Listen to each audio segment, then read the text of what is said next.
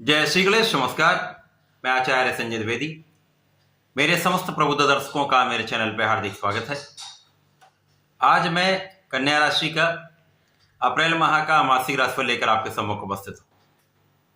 अप्रैल माह में जो ग्रहों की स्थितियां हैं तथा जो ग्रहों के परिवर्तन होंगे वो किस प्रकार से कन्या राशि के जातकों को लाभ देने वाले हैं, कौन सा भाव प्रबल होगा, कहाँ आप लाभ ले पाएंगे अथवा कहाँ पर समस्या आ सकती है, संपूर्ण विश्लेषण मैं पूर्ण तर्क के साथ करने जा रहा हूं। प्रिय दर्शकों, ये राशिफल आपके चंद्र राशि पर आधारित है अर्थात आपकी जन्म कुंडली में यदि 6 नंबर में चंद्रमा है तो आपकी कन्या राशि। कन्या राशि के लिए यदि हम स्थितियों का अवलोकन करें तो यहां पर केतु का गोचर लग्न में चल रहा है। चतुर्थ भाव में प्रारंभिक समय में चंद्रमा होंगे। षष्ठम भाव में शनि और मंगल का युति प्रभाव चल रहा है। आपके सप्तम भाव में त्रिग्रही योग है जहां पर राहु हैं, शुक्राचार्य तथा सूर्यदेव का गोचर चल रहा है। अष्टम भाव में गुरु के साथ बुध का गोचर चल रहा है। ये संपूर्ण ग्रह स्थितियां हैं। इसके पश्चात 2 अप्रैल को बुध वक्री अवस्था में आएंगे तथा इनका गमन मीन राशि की ओर हो जाएगा अर्थात आपके सप्तम भाव की ओर हो जाएगा। वर्तमान समय में बुध जो है आपके अष्टम भाव में गोचर कर रहे हैं, लग्न के स्वामी अष्टम भाव में। इसके पश्चात 9 अप्रैल को पूर्ण रूप से ये मीन राशि में प्रवेश कर जाएंगे तथा पूरा माह आपके सप्तम भाव में रहेंगे तथा 25 अप्रैल को पुनः ये मार्गी होकर मेष राशि की ओर गमन करना प्रारंभ करेंगे। 13 अप्रैल को सूर्यदेव का राशि परिवर्तन आपके सप्तम भाव से अष्टम भाव में हो जाएगा तथा 23 अप्रैल को मंगल का राशि परिवर्तन आपके षष्ठम भाव से सप्तम भाव में हो जाएगा। यहां पर चतुर्ग्रही योग बनेगा। उसके पश्चात 25 अप्रैल को शुक्राचार्य राशि परिवर्तन करके आपके अष्टम भाव में प्रवेश करेंगे जहां पर त्रिग्रही योग का निर्माण होगा, जहां पर गुरु, सूर्यदेव तथा शुक्राचार्य होंगे। इस माह में जो ग्रहों की स्थितियां हैं वो अत्यंत विशिष्ट है। बहुत उथल पुथल की स्थिति है। कुछ ग्रहों के भयंकर योग बन रहे हैं तथा कुछ बड़े राजयोग भी बन रहे हैं। अब इन योगों के बीच में कन्या राशि के जातक किस प्रकार से लाभ ले पाएंगे अथवा नहीं ले पाएंगे, किस प्रकार से ये समय रहने वाला है। प्रारंभिक समय से ही यहां पर लंबी अवधि के ग्रह केतु और राहु का गोचर आपके लग्न सप्तम भाव में चल रहा है, जो कहीं ना कहीं पूरे वर्ष में यहां पर रहने वाला है, जिसके कारण तनाव तो बीच बीच में आपको रहेगा ही। जब ग्रहों की स्थितियां अच्छी होंगी, जैसे वर्तमान समय में अप्रैल माह में ग्रहों की स्थितियां अच्छी हैं, यहां पर सप्तम भाव में सूर्य और शुक्राचार्य के साथ त्रिग्रही योग बन रहा है जो आपकी लग्न को देख रहा है, जिसके कारण आपकी लग्न अत्यंत प्रबल होगी। केतु के रहने के बाद भी, राहु का प्रभाव होने के बाद भी यहां पर आपका परिश्रम बहुत अच्छा रहेगा। आप बहुत प्रभावशाली रहेंगे। जब सूर्य ग्रहण में जाएंगे, विशेषतया 30 मार्च से लेकर 9 अप्रैल का जो समय है, वहां पर आपके मानसिक द्वंद्व बढ़ जाएंगे। कुछ शारीरिक समस्याएं भी बढ़ सकती हैं। कुछ व्यय में भी वृद्धि होने का संपूर्ण योग है, क्योंकि यहां पर प्रारंभिक समय से ही बुध का गोचर जो आपके लग्न तथा कार्यक्षेत्र के स्वामी है अष्टम भाव में है, जहां पर समस्त ग्रहों का प्रभाव निर्बल हो जाता है। गुरुदेव भी जो 2 केंद्र के स्वामी वो भी निर्बल हैं, यहाँ पर आपके अष्टम भाव में गोचर कर रहे हैं, जिसके कारण कुछ ना कुछ समस्याएं तो चल ही रही हैं आपके साथ। शारीरिक कष्ट भी चल ही रहा है, मानसिक तनाव भी चल रहा है, तो परिश्रम आप उतना नहीं कर पा रहे थे। परंतु यहां पर अप्रैल माह में कुछ स्थितियां आपके पक्ष में होने जा रही हैं। कुछ भयंकर योगों के बाद भी अच्छे योग आपको विशेष लाभ देने वाले। राहु के साथ सूर्य का ग्रहण दोष कष्टकारी, राहु के साथ शुक्र का जो दोष बन रहा है, शुक्र जो आपके लिए भाग्य के स्वामी है तथा आपके धन के स्वामी है, उनको भी दूषित कर रहे हैं राहु।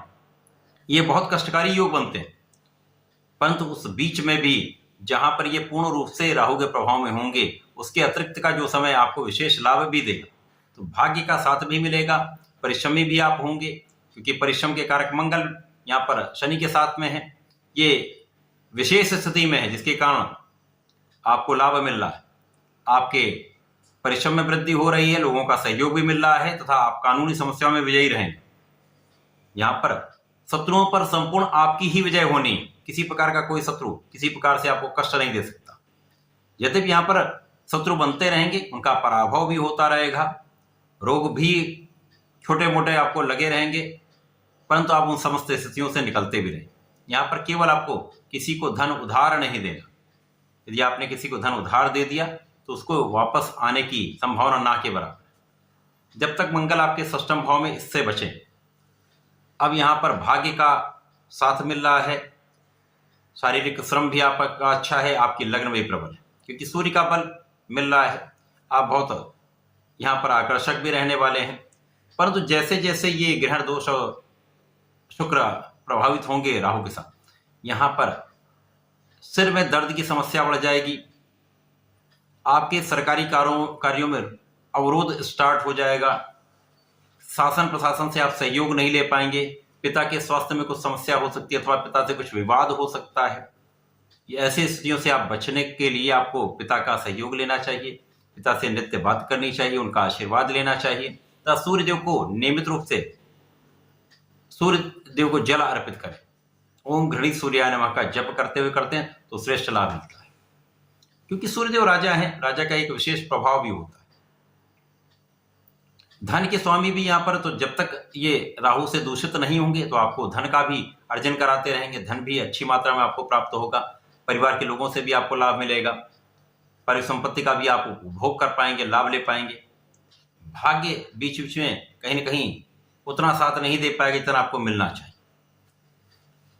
शनिदेव यहाँ पर निश्चित रूप से आपकी रक्षा कर रहे हैं, आपके आध्यात्मिक गुणों को बढ़ा रहे हैं। शनि मंगल का प्रभाव आपके आध्यात्मिक गुणों को बढ़ाने वाला भी है, रिसर्च कार्य में वृद्धि करने वाला है।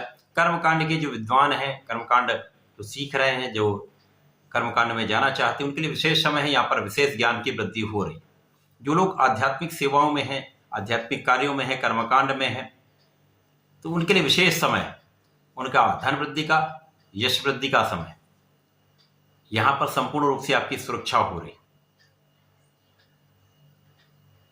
यहां पर यदि हम अवलोकन करें तो जैसे ही बुध का राशि परिवर्तन 9 अप्रैल को आपके सप्तम भाव में होगा तो लग्न की निर्बलता दूर होगी, तो आपके कार्यक्षेत्र की निर्बलता दूर होगी। या तो सूर्य और मंगल शनि का प्रभाव आपको बहुत कुछ बचा रहा है, परंतु अब जब लग्न के स्वामी अच्छी स्थिति में आ जाएंगे, सप्तम भाव में होकर लग्न को देखेंगे, यद्यपि ये भी बीच में जड़ दोष पे आएंगे, परंतु कहीं ना कहीं एक बलवान स्थिति बन रही। शारीरिक स्वास्थ्य आपका अच्छा हो जाएगा, मानसिक द्वंद्व समाप्त हो जाएंगे, तो आप सही निर्णय ले पाएंगे। यहाँ पर कुछ समय के लिए ही सही, परंतु चतुर्ग्रही योग बनेगा जहां पर सूर्य, शुक्र, बुध और राहु होंगे। अब यहाँ पर तीनों ग्रह राहु से पीड़ित होंगे, बीच में जो इनका प्रभाव मिलता है तो वो मिलता ही रहेगा। बुधादित्य योग बनेगा तो आपके नेतृत्व के गुण को प्रबल करेगा, आपकी क्षमता में वृद्धि करेगा, आपके वैभव में वृद्धि करेगा, धन की मात्रा बढ़ जाएगी, तो ये विशेष संयोग बन रहा है। परंतु जब सूर्य का राशि परिवर्तन यहां से आपके अष्टम भाव में होगा, यद्यपि सूर्य को कोई त्रिक दोष नहीं लगता है, और यहां पर विशेष रूप से एक विपरीत राजयोग बन जाएगा, तो आपके विदेशी यात्राओं से आपको लाभ मिलेगा, आध्यात्मिक कार्यों से में आपको लाभ मिलेगा, आध्यात्मिक कार्य में आप व्यय भी करेंगे, यात्राएं आपके लिए सुखद होने वाली, लाभकारी होने वाली।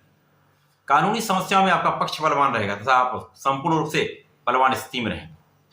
आंखों से संबंधित एलर्जी हो सकती है, कुछ समस्याएं हो सकती हैं, सजग रहना। विशेष रूप से यहां पर आपको किसी भी कार्य को जल्दीबाजी में करने का निर्णय नहीं लेना चाहिए, सोच विचार कर कार्य करें। यहां पर गुरु के साथ सूर्यदेव होंगे जो अष्टम भाव में आपको कुछ प्रबलता दे रहे हैं। अब गुरु 2 केंद्र के स्वामी हैं, यहां पर आपके सुख और सप्तम के स्वामी होकर आपके अष्टम भाव में हैं, तो सूर्य के पहुंचने के बाद कहीं ना कहीं अष्टम भाव प्रबल हो रहा है। जीवन साथी के साथ सामंजस्य बना के चलें, मतभेद को कम करके आपसी सामंजस्य बढ़ाएंगे तो समय आपके लिए विशेष है। तो ये जैसा मैंने कहा कि कुछ ऐसे राजयोग जो बहुत नकारात्मक है, कुछ ऐसे राजयोग बन रहे इस माह में जो बहुत सकारात्मक है।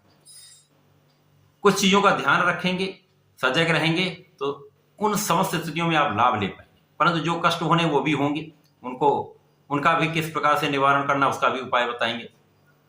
अब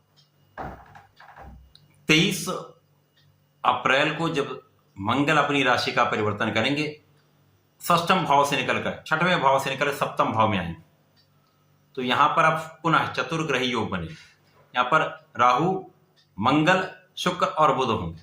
अब यहां पर मंगल भी दूषित होंगे, अंगारक दोष बन जाएगा, परंतु यहां पर मंगल शुक्र का संबंध भी बनेगा, शुक्र बुध का संबंध भी है, जिसके कारण एक विशेष रूप से धनदायक योग बन रहा है।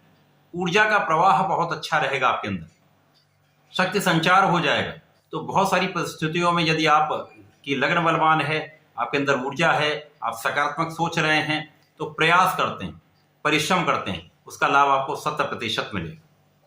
अब यहाँ पर भाग्य के स्वामी भी आपके साथ में, तो कुछ ना कुछ यहाँ पर भाग्य का साथ भी आपको मिलता ही रहे, कहीं ना कहीं बाधित होता है क्योंकि राहु का प्रभाव। इसके पश्चात 25 अप्रैल को जब शुक्राचार्य यहां से राशि परिवर्तन करके अष्टम भाव में जाएंगे, शुक्राचार्य को अष्टम का कारकत्व प्राप्त है, यहाँ पर त्रिग्रही योग बन जाएगा। सप्तम में भी त्रिग्रही योग होगा, अष्टम भाव में भी त्रिग्रही योग होगा, जहां पर गुरुदेव बृहस्पति होंगे, सूर्य होंगे, शुक्राचार्य पहुंच जाएंगे। अब यहाँ पर भाग्य के स्वामी का अष्टम भाव में आना निर्बलता देगा, धन के स्वामी का अष्टम भाव में निर्बलता देना होता है, परंतु यहाँ पर कुछ विशेष स्थितियों में धन का एक आकस्मिक लाभ आपको मिलेगा, अचानक धन प्राप्ति का योग बनेगा, पारिवारिक संपत्ति से कुछ विशेष लाभ आपको मिल सकता है, पिता के द्वारा आपको कुछ विशेष लाभ मिल सकता है। परंतु यहाँ पर जो लोग एडिक्शन में है, किसी प्रकार के व्यसन में हैं, उनसे बचना चाहिए, आध्यात्मिक रहना चाहिए, धर्म के मार्ग पर चलना चाहिए, क्योंकि शनिदेव की दृष्टि का भी प्रभाव। यदि आप धर्म के मार्ग पर रहते हैं, अन्याय नहीं करते हैं, सोच विचार कर कार्य करते हैं, पूर्णतया परिश्रम करते हैं, प्रयास करते हैं, तो यहाँ पर आपके बहुत सारे कष्ट अपने आप यहाँ पर कम हो जाए। तो अष्टम भाव तो महाबली है, आकस्मिकता का भाव है, इससे आपको लाभ तो अवश्य मिलेगा। इस समय आपके सोचने की शक्ति जो है वो बढ़ जाएगी, जो आपका इंट्यूशन है विशेष लाभकारी हो सकता है। यदि आप विचार करके कार्य करेंगे तो ये समय आपके लिए अच्छा रहेगा। तो अप्रैल माह मिला जुला जो ग्रहों का प्रभाव है, कुछ बहुत अच्छे प्रभाव देने वाले योग बन रहे हैं, कुछ विशेष रूप से नकारात्मक योग बन रहे हैं। उनके बीच में कन्या राशि के जातकों के लिए एक अच्छा प्रभाव मिल रहा है, यहाँ पर आपके कार्यों में सफलता का योग बन रहा है, धन प्राप्ति का संपूर्ण योग इस माह रहने वाला है। केवल आपको सजग रहना होगा, स्वास्थ्य से सजग रहना होगा, अपने व्यसन पर नियंत्रण रखना होगा तथा सोच विचार कर कार्य करना होगा। अनावश्यक किसी भी कार्य को अचानक नहीं करना। यदि आप ऐसा कर लेते हैं तो इस माह में बहुत कोई कष्ट नहीं होगा। नियमित रूप से आपको गणपति श्लोकम का पाठ करना चाहिए, जिससे आपके समस्त संकटों का नाश होता है, कष्टों का नाश होता है, जीवन में आपको सफलता मिलती है, लाभ मिलता है। तो ऐसा करके समय का लाभ लें। धन्यवाद, नमस्कार।